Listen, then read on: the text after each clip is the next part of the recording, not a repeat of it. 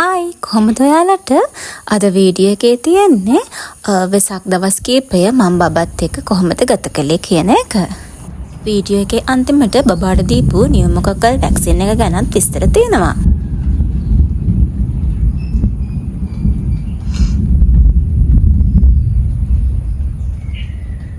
ඇහුණා නේද ගොරවන සද්දේ?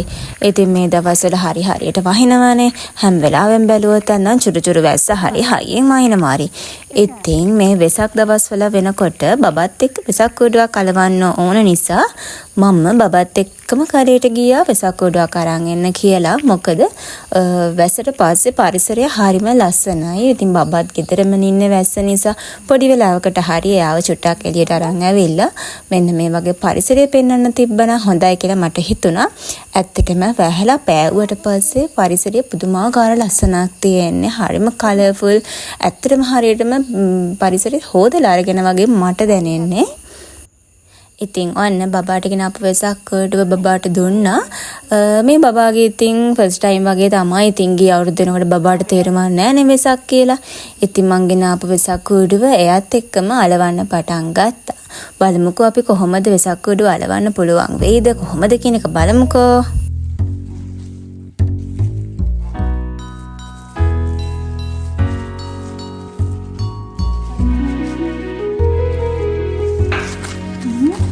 Thank you. You're welcome. Thank you. Listen.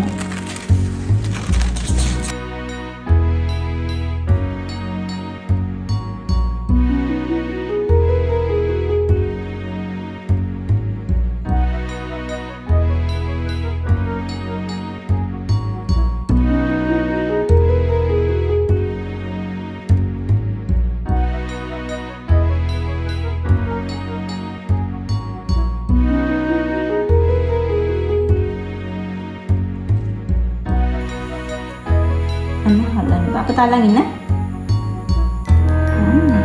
Kau baca lo. Lebih baik kali kali. Iya betul.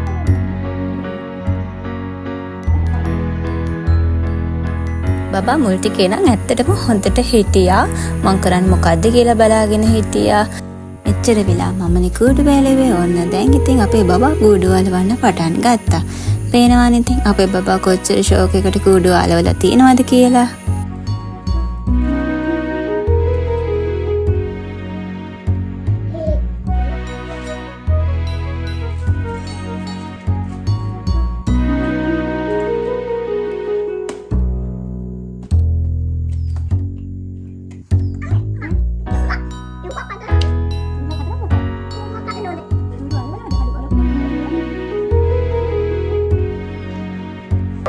කූඩුව අලවලා ඉවරද පුතේ? ඇලුවාද ඉවරද? ලස්සනයිද? බබාට ගෙන දීපු කූඩුවනේ. ඉතින් එයා කැමති විදියට කැමති දෙයක් කරන්න මම ඉඩ දීලා බලාගෙන හිටියා. අලවපු වෙසක් කූඩුව අත්තම්මටත් පෙන්නලා තමයි ඔය දුවගෙන ආවේ. අලවපු කූඩුවද? කෝ බලන්න. හරි ලස්සනයි. කොච්චර උනන්දුද කියනවා නම් වොෂ් එකක් දාලා ආවට පස්සේ කූඩුව ඉතුරු වල ටික කරලා ඉවර කරා.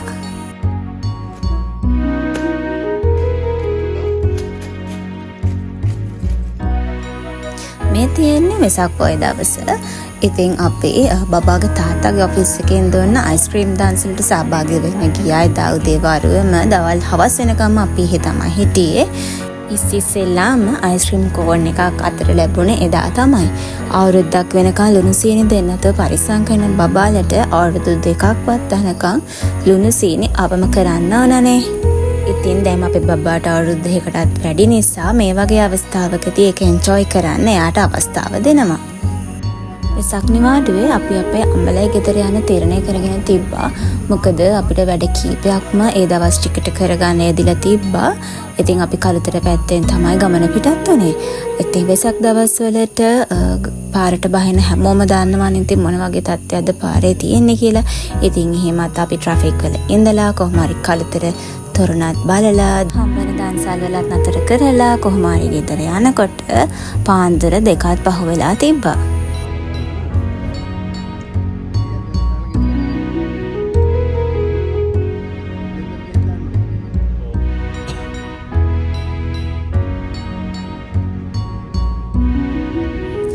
වීඩියෝ එක බලන ඔයාට මට අපි හැමෝටම තුනුරුවන්ගේ පිහිට ආරක්ෂාව ලැබෙන්න කියලත් කළුතර බෝධීන් වහන්සේගේ පිහිට ආරක්ෂාව ලැබෙන්න කියලත් මම හුඟක් ආදරයෙන් ප්‍රාර්ථනා කරනවා.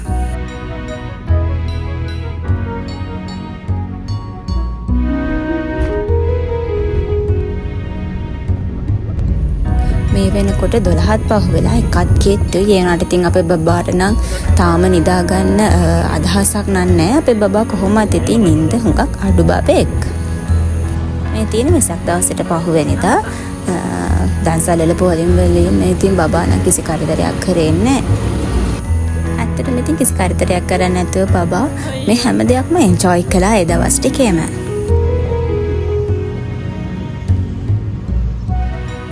මේ නිවාඩුවේ අපිට කරගන්න තිබ්බ ලොකුම දේ තමයි බබාට නියමකොකල් වැක්සින් එක දෙන එක. මේක ඉතින් අනිවාර්ය නැහැ දරුවන්ට දෙන්න ඕනි කියලා. නමුත් ඕන කෙනෙකුට දෙන්න පුළුවන්. ඒකත් අවුරුදු 5ට වඩා අඩු බබාලට දෙන්න පුළුවන්. මේක දුන්නා කියලා විශේෂයෙන්ම මතක තියාගන්න ඕනේ. බබාලට සෙම කැස හෙම්බිරිසාව හැදෙන්නේ නැහැ කියන එකක් නැහැ.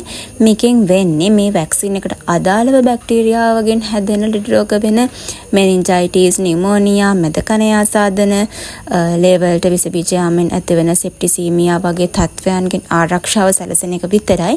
මේක නොදුන්නා කියලා දරුවෙකුට ප්‍රශ්නයක් වෙන්නේ නැහැ. කැමති නම් ඔයාලට ඔයාගේ බබාගේ වෛද්‍යවරයාගෙන් අහලා බලලා මේ වැක්සින් එක ගන්න පුළුවන්. හුඟක් වෙලාවට අවුරුදු 5ට වඩා වැඩි වුණාම ස්වභාවිකවම මේ විස බීජ වලට එරෙහිව ප්‍රතිශක්තිකරණ ඇඟේ හැදෙනවා. මේ වැක්සින් එක පෞද්ගලිකාංශයෙන් තමයි ගන්න පුළුවන් වෙන්නේ. 2026 ජුනි මාසෙ වෙනකොට මේ වැක්සින් එකට 6315ක් මට ගියා. ඒ වගේමයි මේකේ පස්සේ තව ඩෝස් එකකුත් තියෙන මාස 2කට පස්සේ. ඉතින් ඒකත් ඒ වගේ ගාණක් කියලා තමයි කිව්වේ. මේ වැක්සින් එකට උණ එන්නේ නැහැ. උණ આવොත් පැරසිටමෝල් දෙන්න කියලා බබාගේ පීඩියාට්‍රිෂියන් කිව්වා. සහ එදා හවසට ඇඟ සෝදන්න පුළුවන්. ඊට පහුවෙන්දට උණ නැත්තම් නාවන්න පුළුවන් කියලාත් කිව්වා. අපිට ඉස්සරහ සතියකදී පොඩි ගමනක් යන්න තියෙන නිසා අපි ඒකට shopping කරන්න ආවා. ඉතින් අර වෙලාවේ අච්චර අඬාන හිටියට shopping කරන්න ආවට පස්සේ නම් අපේ බබාට ඒ කිසිම දෙයක් මතක නැහැ. ඇඳුම් තොර හැඩ බල එහාට මෙහාට දුව හැංගි මුත්තම් කර අපේ බබා ඉතින් හරිම සතුටින් ඒ වෙලාවේ හිටියා. අන්තිමට එතනින් එක්කන් එන්නත් බොහොම අමාරු වුණා. ඔන්න ඔය විදිහට තමයි අපේ බබාගේ වෙසක් දවස් කීපය ගත වුණේ. ඉතින් මේ වීඩියෝ එක බලපු ඔයාලා හැමෝටම බොහොම ස්තුතියි. මං ගිහිල්ලා එනකම් පරිස්සමෙන් ඉන්න. සුබ දවසක්.